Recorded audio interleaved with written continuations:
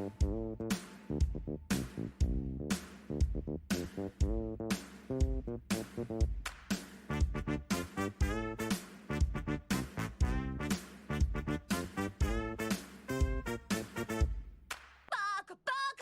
everyone, welcome to the Weeb initiative. I'm your host, the Weeb. This is the show where every other week I'll be talking about anime, manga, and everything between. This week I'll be talking about an anime that I didn't think I would watch, Cyberpunk Edgerunners. So before I start, just the normal disclaimer, spoiler alert, I will not spoil everything, because for the most part I think this is a really good experience that more people should watch, maybe. The studio and the work itself is pretty good, but anyways, let's get to it. So before everything, let's start with the stats. The anime was originally released on Netflix. It has 10 episodes of 24 minutes, and that's mostly it. It was released around September 2022, so it's really recent. It is a co-production between Studio Trigger, who handled the animation, and CD Projekt Red, which did the original video game Cyberpunk 2077, which the anime is based out of, and the anime is basically a prequel to what happens in the game by about 1 year, and that's basically it for stats. So the production is basically Studio Trigger, which did Kill la Kill, Darling the Franxx, and well, I already did a whole lot of reviews about their anime, and I love their anime anyways, but they just handled the animation and character design from what I gather, and the story, the screenplay was mostly done by people on CD Projekt Red. So that's basically it. So about the story and the characters, oh boy, how do I start this? So before I even start, I have to give the very least my vision on what Cyberpunk is, because I feel like I have to give a bit of context from what I gathered from playing the game before the good patches, and then watching the anime now and getting honeypotted into playing the game again. Anyways, let me start from the beginning. So Cyberpunk 2077 was originally based on Cyberpunk, a tabletop role-playing game written in the 80s, and for the most part it is based on a tabletop role-playing game, so it has its own lore, but the game itself is not really set on stone. For those who never played tabletop role-playing games like Cyberpunk, D&D, or maybe The Witcher role-playing game, and a whole lot of others that exist nowadays, tabletop role-playing games mostly, they don't have a set story if you don't want to, because you can always get like these already written adventures to run for your players, but for the most part you can homebrew your own stories, create your own campaigns, and a whole lot of other things. For the most part, there's not a set of lore that you actually need to adhere to. And for what's worth, right, both Cyberpunk 2077 and Edgerunners kind of running the same rules, so they are both, I would say, descriptive stories about people inside the world. So basically what Cyberpunk gives you is the world building and the setting, whereas the story is basically written by those who actually create the story. So what do I mean by that? Basically, Cyberpunk, Edgerunners, and 2077, they just tell stories about people inside Night City, which is the main city in the world of Cyberpunk. And but the circumstances are pretty similar, are equal. So it is a cyberpunk world, it is a dystopia, a corporate state which has a whole lot of problems, from poverty, the different in classes. Corporations control everything. There's no real government outside of corporations. The police is corrupt and whatever. One of the things that the anime touches a lot more than the game is cyberpsychosis. So in Cyberpunk you can get implants on your body, so you kind of chop off your arm and change it for blades or a cannon and whatever. And the more you implant on yourself, you have let's say a hard biological limit, and eventually you go nuts from using it. And that being said, right,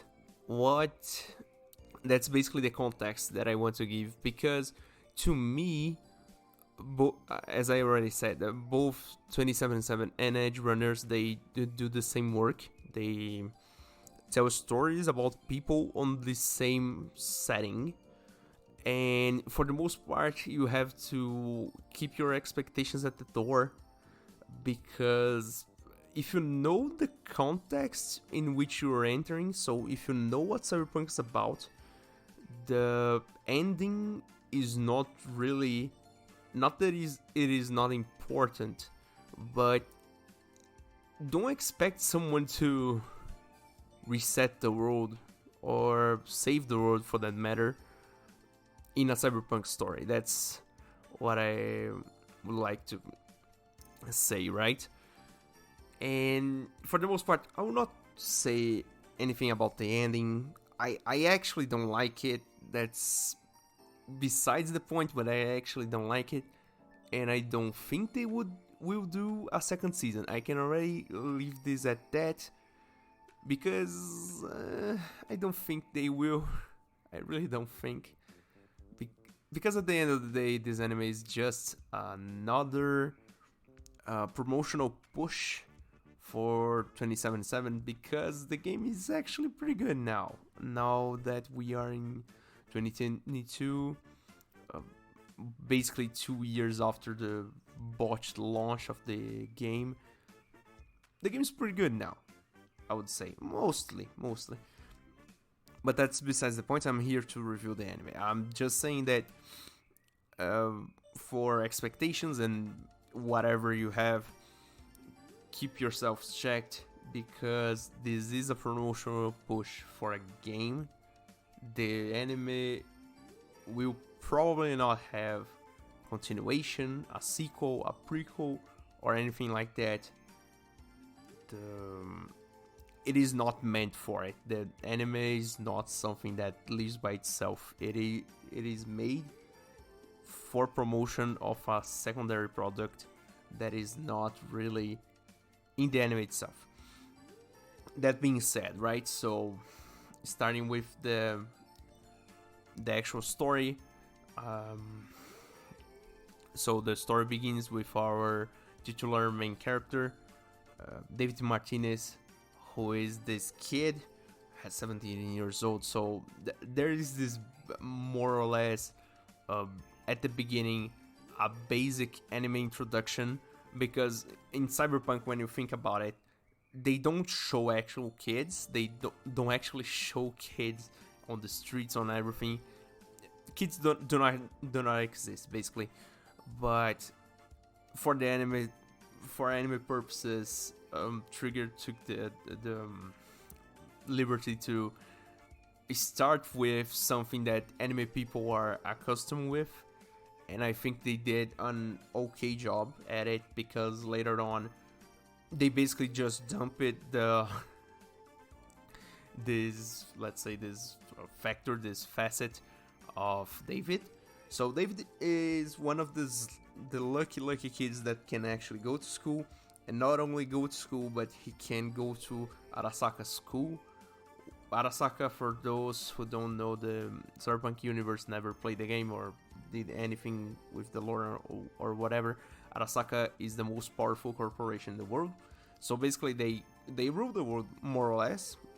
So the world has multiple mega corporations, but the big three is Arasaka, Militech, and the other one I don't actually remember because they never really mention it, and I don't remember. Whatever. The thing is, right? So this guy, he goes to this rich boy school, but you can clearly see that he's removed from that world. He's not part of the high class and whatever. And we learn from the first episode that he actually does not have the money to keep up because he lives with his mother, and his mother is the only source of income in the house. And for what's worth, right, anything in Cyberpunk is extremely overpriced, or in other words, inflated, because the money doesn't have actual value and whatever. So she, the mother, Gloria, she works her ass out to try to keep David in school, but David is so detached from school because he feels like he does not belong there. Although he is a straight A kind of guy, he does not have any friends, nor he basically suffers bullying for being poor. And that this thing about suffering bullying for being poor and whatever eventually culminates into what happens in the first episode. So he suffers an accident, his mother dies. It is, oh boy, it's so messed up. His mother dies, then he does not have any more money basically, and just drops out of the school. And so after he goes through the heavy depression, who wouldn't? But then he finds this implant that his mother had stowed away somewhere. That is and they call it the Thunder Vision. It is a thing you can actually get in the game, but it does not have the same effect as the anime. Anyways, so, and eventually he still goes to school sometime, but he gets into this altercation with another kid, and the kid basically has implanted cyber hands and a kung fu kind of routine. Punches David to hell and back. David becomes both angry and just defeated at that point because he's already down the dumps. Gets the implant from he found from his mother, installs it, and then goes there and just punches the hell out of this kid. And the implant basically gives David his main power, that is basically you could say time stop, but it is actually super reflexes and speed. So basically he can kind of do the Flash, more or less. From that point on, Dave beats this kid, gets expelled, and then he's on the lowest of the low. That being said, eventually he, for one reason or another, meets this girl named Lucy, and she basically kind of subcontracts him to help her steal from pickpocket people, basically with the power of his Thunder Vision. And here's the first thing, right? So from this first episode, we see that there is a hard human limit for using such a powerful implant, or so they say. After David uses the Thunder Vision like 8 times, he blacks out, and then the Reaper Doc, that is the, let's say, the back alley implant doctor they got, he says to him, 2 times a day maximum, because you will die, kid. And so that's more or less it for the first one episode. The thing is, right, so second episode, we get this whole thing about helping Lucy pickpocket people and whatever, until this point where there is this and I will talk more about it at the end maybe. But there's this whole emotional kind of deal with Lucy at the second episode that I don't know, man. They license the music from the game again to the anime, but goddamn, they just really nailed where to put it. So there's this song, I Really Want to Stay at Your House by Rosa Walton and Hayley Coggins. I really hope I'm saying that right. This song is going to stay iconic because of this anime. Because the scene they pull out at the second episode is so fulfilling. I cannot even start to describe it, but the scene is so wholesome and cathartic, and I don't know, it's so nice, and the song just hit it.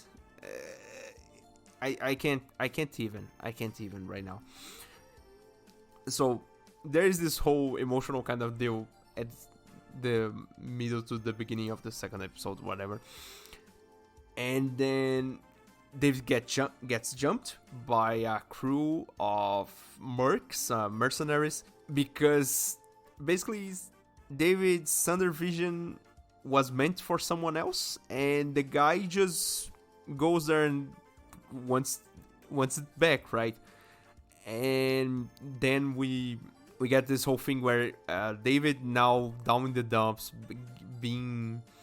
after being jumped by people armed to the teeth, and obviously being betrayed by this girl, he kind of started to not only trust as a partner, but you can clearly see the love interest kind of deal already beginning with her. He basically pitches to them to join the crew to use the Thunder Vision to their jobs, their gigs, as they say, and they accept because he proves that he can actually do stuff.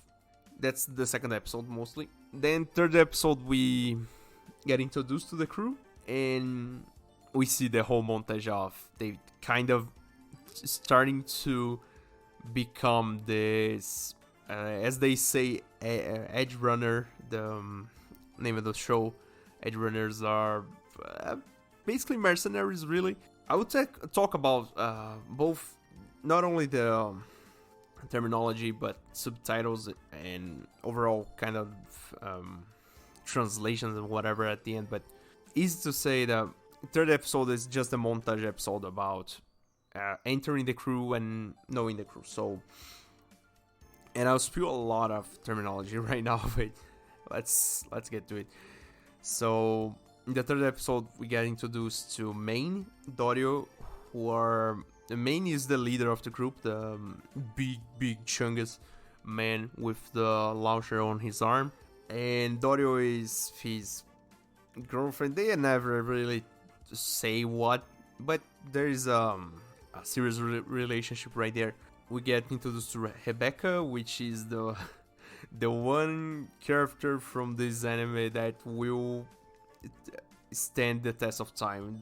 She will be remembered for years and years because she's so lovable. I will talk more about it later, but she's so lovable from beginning to end.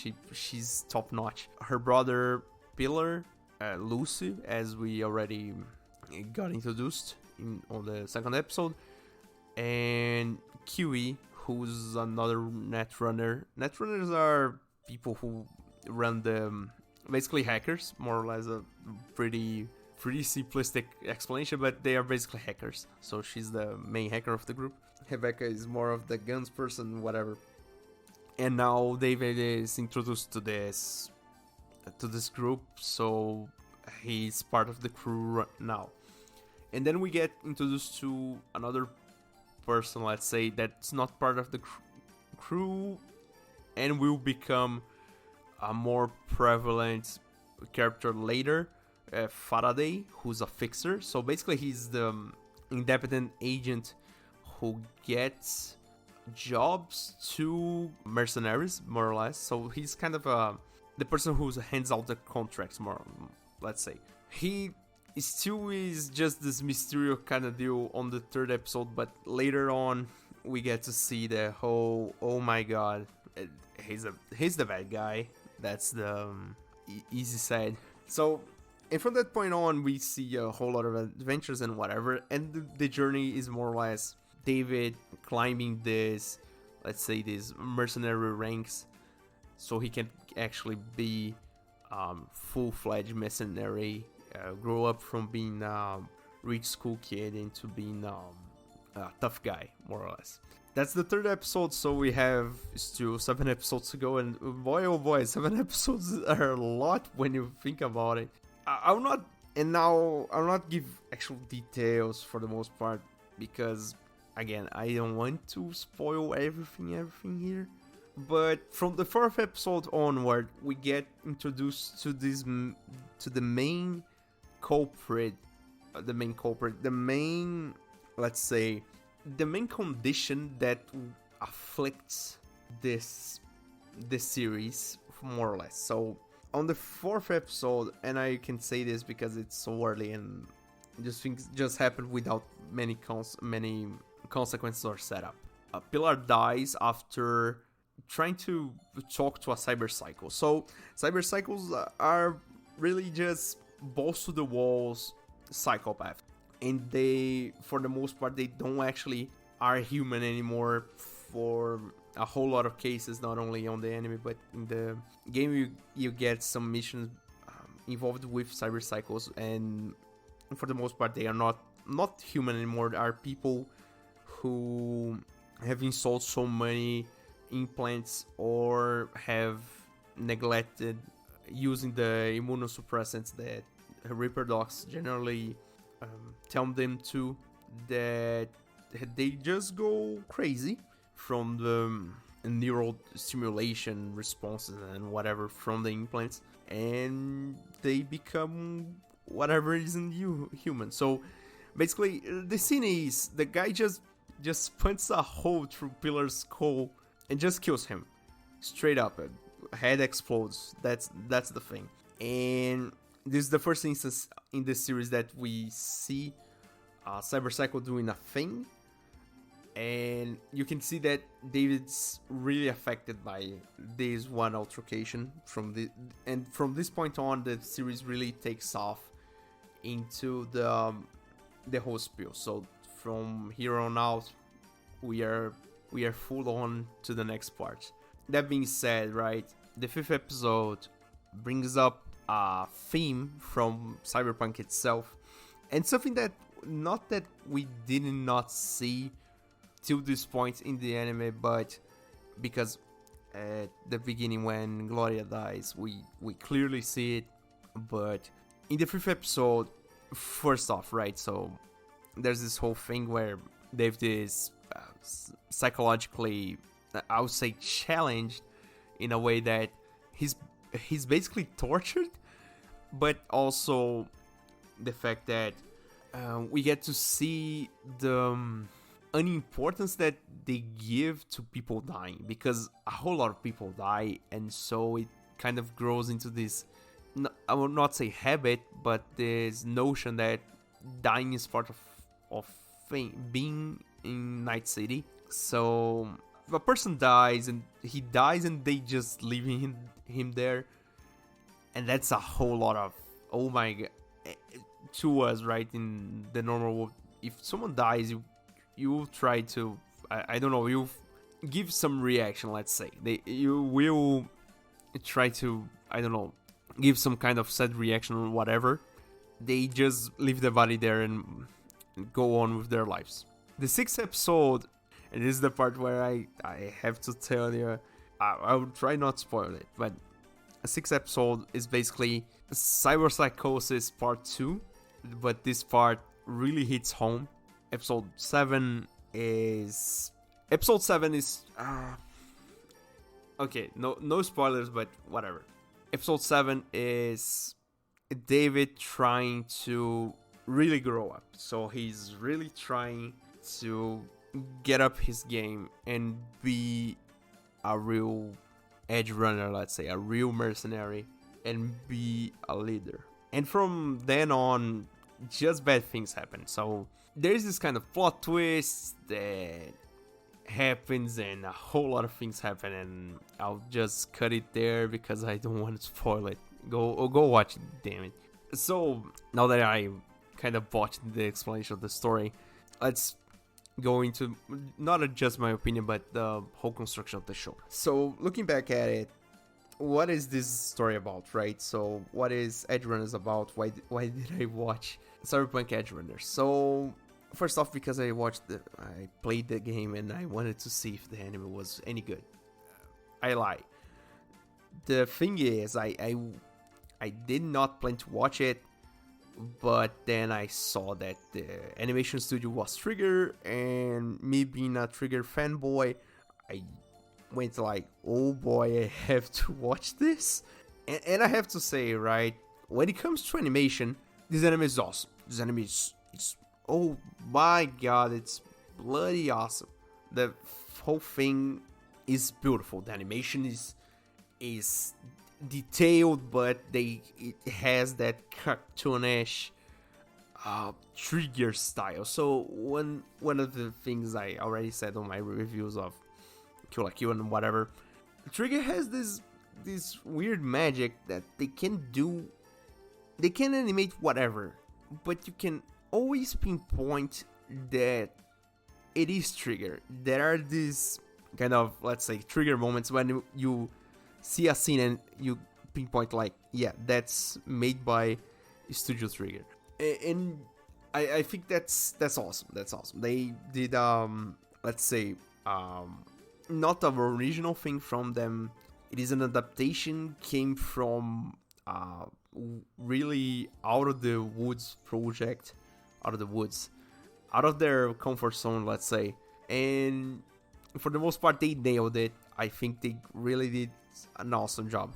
As I said before with the episode on episode 2, they really pinpointed not only animation but music, where to put the music they could use, and for everything else, I think the anime in that regard, in the regard of animation and music, the anime is awesome. So let me talk about more the construction of the anime. So that being a Trigger anime, it comes with a few things. So first thing you'll notice, and this is the first thing, the main character has this, oh boy, how do I say that in English? Google says it's top notch, but that's not the actual word, I think. The thing is, right, so David, as the main character, he has Kamina hair. He has the hair, I don't know, it's the same from the guy from Promare. It is the hair similar to Kamina. That's the first major character design moment, right? Second thing, David is this.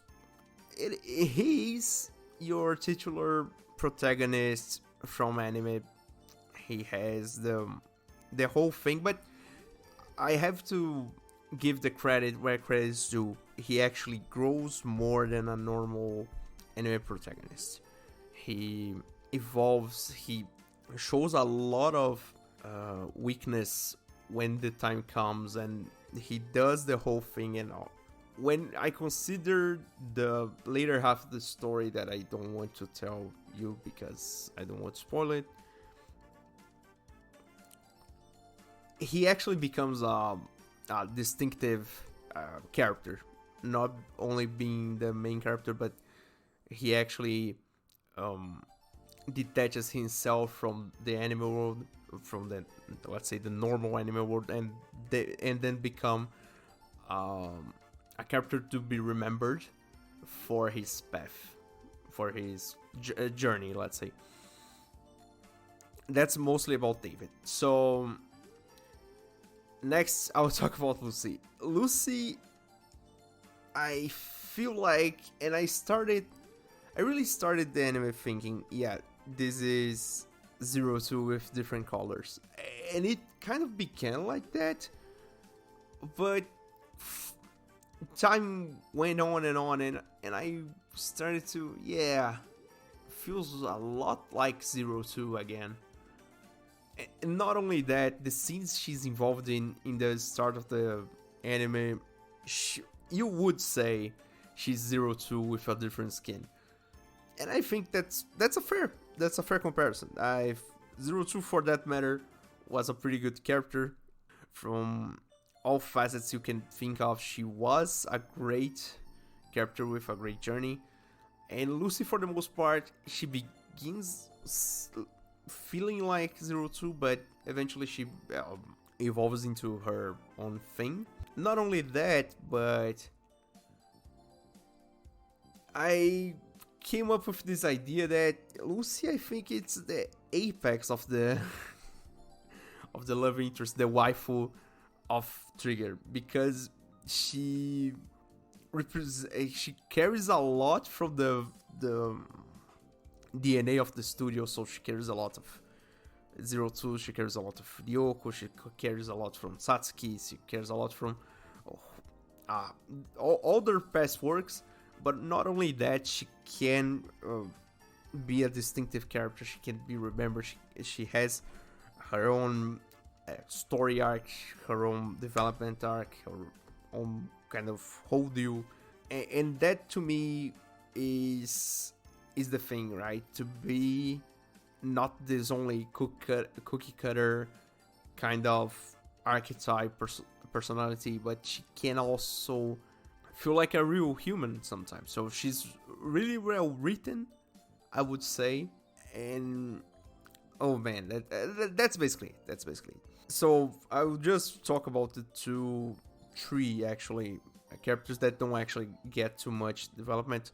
That is Dorio, Pillar, because Pillar dies on the goddamn third episode, whatever, and later introduced Falco to the crew. They don't actually get too much development overall. Dorio kind of does, but not really. And then I have to talk about Main. Main is the leader of the group. He's this really big chungus guy with the long short arms and whatever. And they really stylized it, because in the game, for example, right? So when you get an implant like the one he has in the game, your arms don't actually go that big like his does.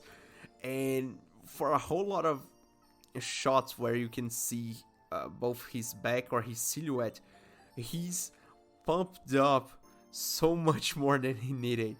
And it's so awesome, the design. But also, I have to give this thing. They wrote him like Ida. It is Ida if Ida didn't have his code of conduct and was on Cyberpunk. That's the one thing.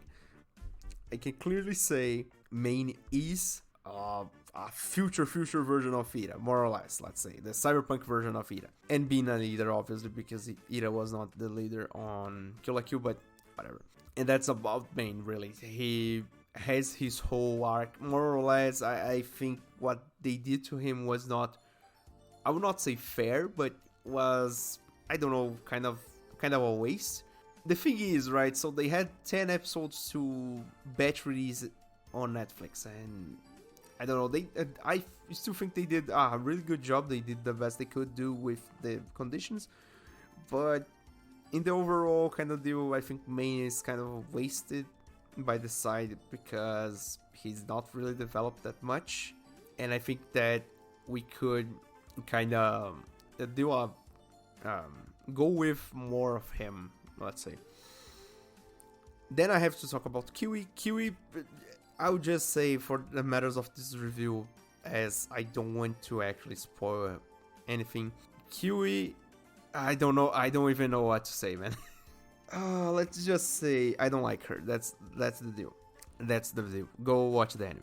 And then I have to give the award to the best character in this series. No questions asked. The one to outlive them all is Rebecca. Rebecca is this lolly-looking, kind of psycho on a good way. It's kind of a Joker kind of deal, but she's both cute and absolutely insane, but it is the fun insane kind of thing. Just to give the example, right? So I saw this meme the other day that said it is funny how Rebecca has turned into this cute, crazy kind of archetype on 1 week of the anime releasing, whereas DC has been pouring millions and millions on Harley Quinn to become that one. And I think that is totally fair, really. Not the comparison that's up for debate, but the thing is, right, Rebecca, she sets up such a strong personality at the start. She gets into the scene and just shows up and does her thing. And that's the most fun. Not a thing, but she's the most fun character out of all of them. I would keep her to, I don't know, to make another story, whatever. And basically, right, she's just run and gun crazy, and it's fun. It's fun. You can clearly see that they have had fun doing her, because you can see from her animations that her animations are the most one that are characterized. So she has this kind of shootout moments that she's just laughing, and there is this one scene later on that she basically juggles a guy with the shotgun, and the animation so reminds me a lot of the Mako moments on Kill la Kill, where she would spill her monologue, but let's say the more violent side of this, not compare Rebecca to Mako, but something like that, carries the same energy. And oh boy, Rebecca, best character of the series, that hands down, no cap, no, I'm not even kidding. She's just nice. And eventually and I have to say this, she eventually develops this love interest on David, but then things go as things go, and go watch the anime and learn the ending. Also, now that I already told you mostly about the story and the characters that appear on, I'll just say, I already said, right? So it probably won't have the second season, because the anime itself is not made as a standalone anime. It is a marketing push to push Cyberpunk 2077. Thing is, they did a thing to Rebecca at the end that I don't like, and I don't like the ending for that. That's just me. Now, let me talk about translations and subtitles they use for this anime.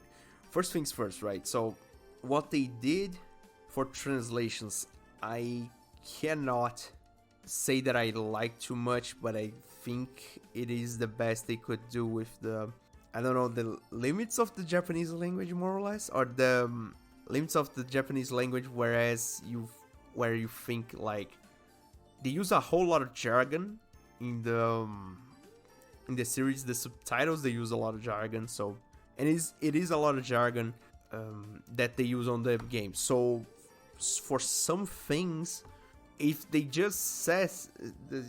say something that it don't get, it's probably something from the game, and probably something ordinary, but they use jargon from the game on the subtitles, and you can clearly see from some instances that they use the jargon on the dialogue of the characters even when speaking Japanese. So one of the things that really jumps out is the fact that when they say the word Edgerunners, they mean they say Cyberpunk, meaning Edgerunner. So for the Japanese, it's just Cyberpunk, right?